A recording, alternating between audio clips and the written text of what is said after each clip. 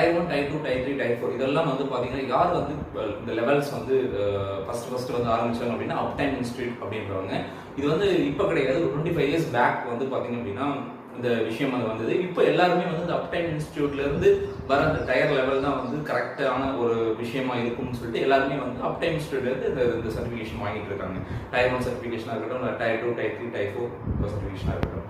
So okay, இப்போ இந்த tyre 1 அப்படின்னா என்ன குறிக்குது அப்படின்னு வந்து பார்த்தீங்கன்னா, டயர் 1 அப்படின்னா பேசிக் காம்பனன்ட்.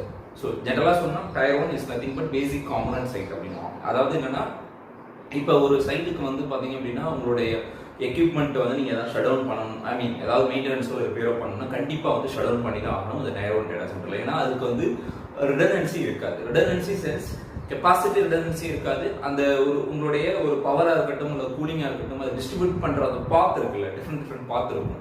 ஓகே, அது இங்கே டிஃப்ரெண்ட் பாத் இருக்காது. கண்டிப்பாக வந்து அந்த ஒரே பாத்தில்